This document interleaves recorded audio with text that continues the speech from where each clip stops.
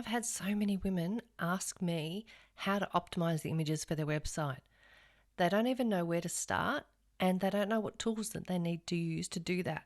They don't know the dimensions, and they don't know how to speed up their website by optimizing the images.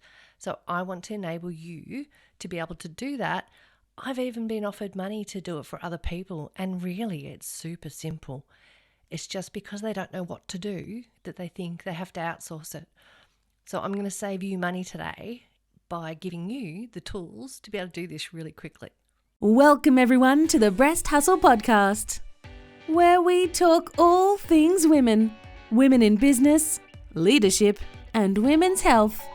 Hosted by Rachel Whitaker, owner and amazing inventor of the one-handed bra, Bra Easy. A podcast where she shares her journey on building a lingerie brand with a difference. And now, here's your host, Welcome back, Rachel. everybody, to the Breast Hustle with me, Rachel Whitaker. And I've decided we're going to have a real pivot on the topics and how I structure these podcasts. So I hope you like the changes. And I'm just going to give you stuff. So I thought, why not? Let's give a whole lot of information to you guys that you can go to my website and download and enjoy, so you've got reference material. So in this podcast series, you're going to be able to walk away with the ability to create, the ability to post them on multiple platforms, the ability to put stuff on your website that's optimized so that your website is fast, because that's the goal. We don't want to take up people's time when they're searching for things on our websites, do we? You're not interested in how you can make your images better for all of those different platforms, including your website, then you don't need to listen to me. If you think that you need to do it better, then I'm going to show you the simplest framework that you can go and implement straight away. And then you'll be able to do it anytime of the day or night, because that's the way we work, isn't it? We work 24/7, us ladies. That's it happens. So the reason I picked this topic today, and when I dug into it, I thought this actually needs to be a series, because there's so much information and I want to keep these podcasts really short for you. When I get questions from girlfriends about resolution size and how to optimize images and what's the best dimensions to be able to post on Facebook and Pinterest and Twitter and LinkedIn, and the list goes on of all of the different places that you want to post to help promote your business. So what could I do to help you to walk away with the skills to be able to do that? So I felt like the first part, the starting part, needs to be for you on how to create those images in a way that you can use them on multiple platforms. So this podcast today is all about the how-tos of creating your images. So I think you're going to find this super interesting. There's lots of information, and I've also put a infographic on my website, so you can go and download that for free. I just want to offer you great value so that you guys go away with the skills that you need to be able to build and post and manage your businesses and understand the mechanics in the background. So let's get started on the how-tos of images. So let's get started with Facebook. Now, Facebook is a little bit fiddly because it actually has different size images for different postings.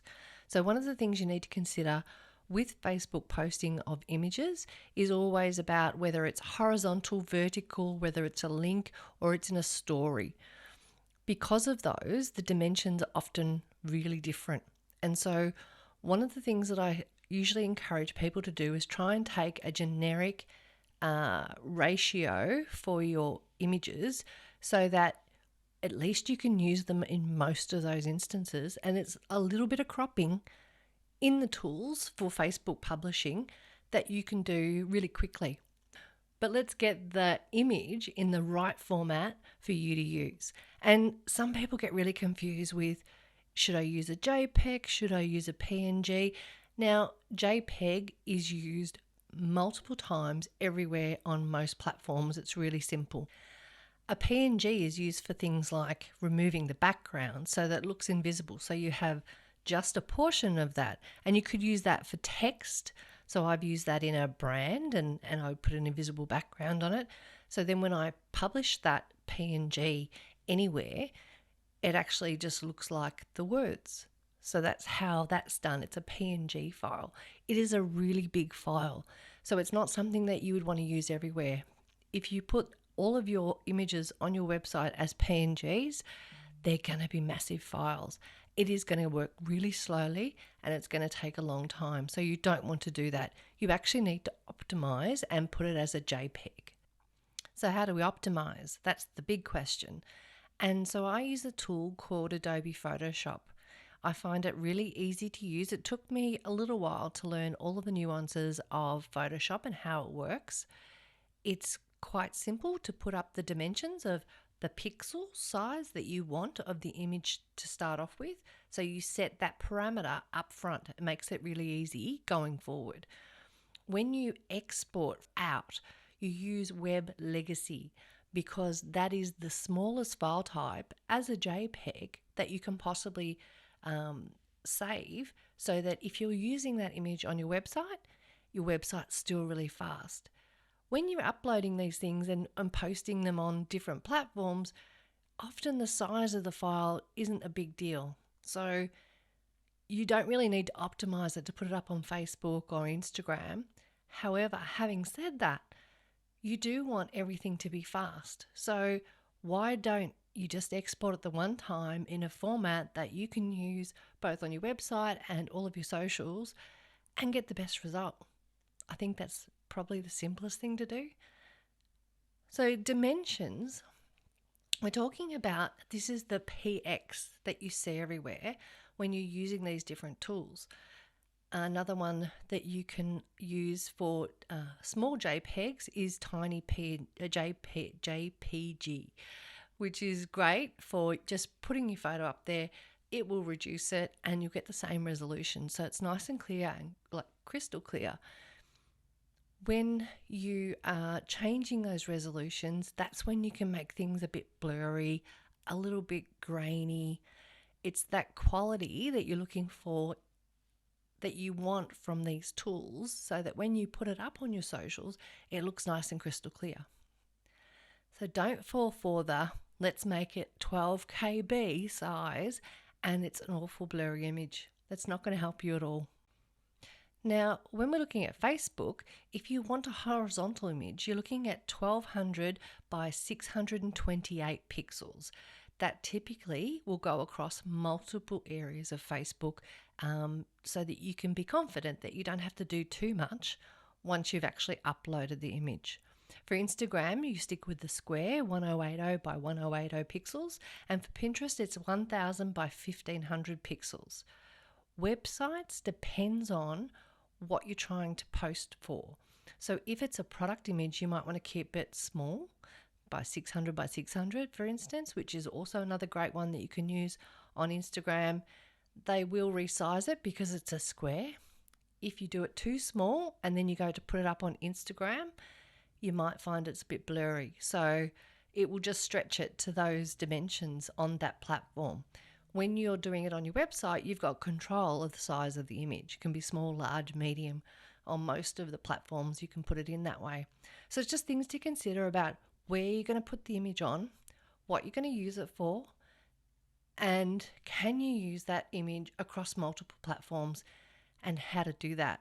And sometimes the call out is these platforms change. So rude. Just check it every year to make sure that they are the current dimensions that you should be using.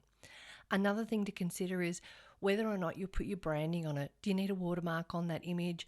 Do you need to consider copyright? Are people going to try and take your photo and repost it on other platforms? So just to put a little brand in the corner sometimes is great, but you might not want that on everything. So just consider where you're posting it. One of the other tools that you can use when you're looking at these images, you can use the same image over and over again by putting a color overlay over the top. It gives it a different feel. You can make things black and white, which sometimes can really stand out. and it's all about the message you're trying to convey. So what I recommend is don't fiddle too much with your image in the first instance. Consider that just before you post it. So if you're enjoying our podcast, make sure that you like and subscribe and share it with your friends, because we're going to be bringing basically a masterclass to you on the how-tos of content creation. I want to enable you to be so successful and to never ever have to ask another person to optimize your images for you, because you can do it yourself. You could still ask them, but it's not because you have to. It's because you haven't got time. So thank you for the follows and shares and likes. And I'm really encouraged by this topic. This is going to be so much fun to get in and do this masterclass of content creation. Very high level, because I could honestly talk for the year on this one subject. And that I think would get a bit boring, and it's a bit too much. So thank you guys for sharing and following, and be sure to subscribe and go ahead and download that infographic to use as reference material. I hope you enjoy it. And next week, we're going to do video. Catch you later.